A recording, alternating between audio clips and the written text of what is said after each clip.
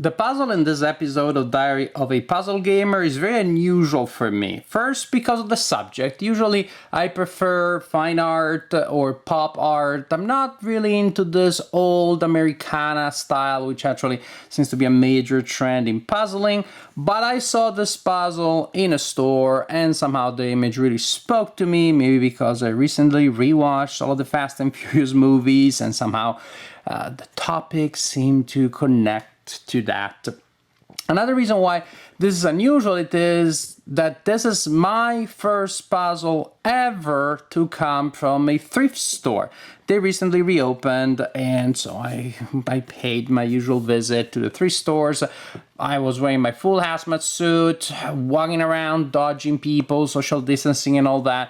And then I saw this puzzle for $1.99, and of course the danger is always well, what if pieces are missing? The puzzle was not in a sealed bag, they're clearly been sold before.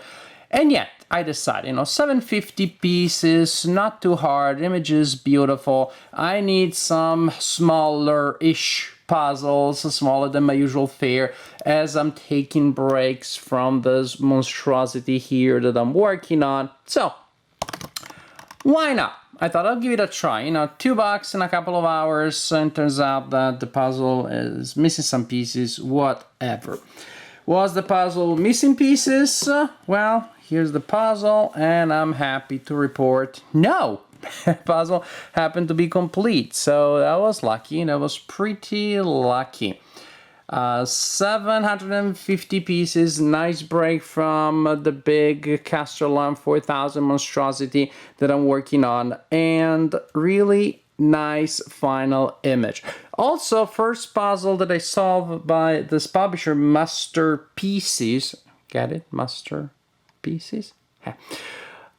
Wasn't super impressed with the production. The pieces are pretty thin. The back of the pieces sometimes was kind of like peeling off, but ultimately it was sometimes the piece I had to really push down. If just by feel they would have looked wrong or it felt wrong, but that turned out that they were in the right position.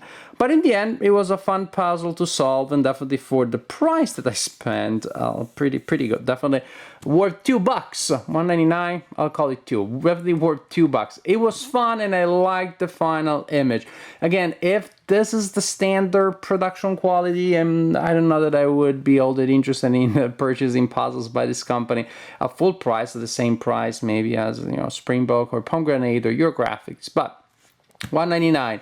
It was a nice puzzle, fun puzzle, not easy at all, as you can imagine, because, well, it was, of course, the very busy patterns, but that's not too hard. That part up there, somehow, that was really hard, the hardest probably, and also this card here, that was the last part of the puzzle that I solved. After I solved the edges, I did this area here that was pretty distinctive, then this area, and then the background, and then not much was left but the cars. Oh, and this area also, which actually turned out to be pretty easy.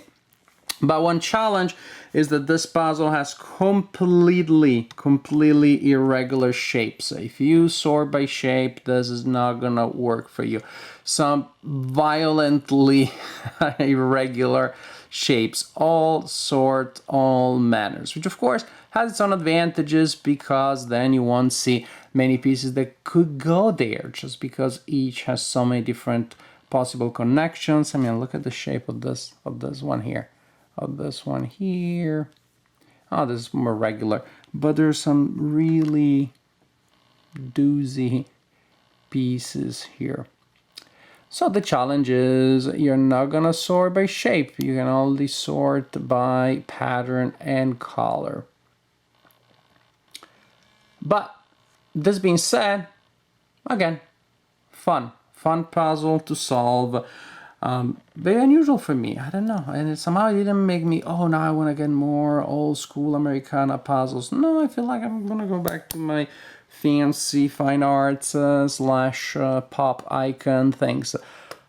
But this one is nice. This one is pretty nice. Nice looking, fun to solve. Maybe I should give a try to some Masterpieces puzzles in the future.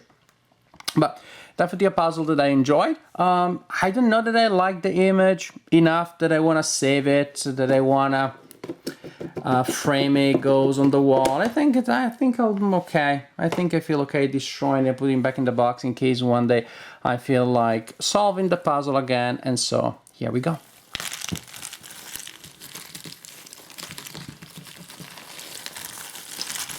There is definitely some fun and some joy in destroying a puzzle, no doubt. Oh, disassembling, destroying, I guess I would need to, I don't know, burn it. Oh yeah, as you can see, some pieces actually came already solved, but from the maker, not from the previous owner. So, $7.50 wheels, old school Americana, 3-star. Let me know what you think about this puzzle, because again, maybe I'm just a weirdo that I don't find this kind of image to be my to-go, my first thing. Most important, let me know what are your experiences with thrift store finds.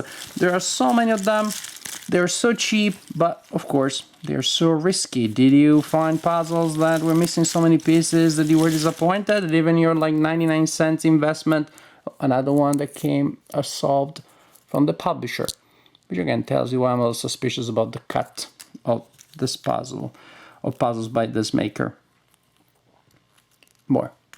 Still, let me know what you think about this puzzle, and I really want to hear some stories about thrift store puzzles. That was my experience, very positive, but because I got really lucky with Masterpieces Wheels 750 pieces.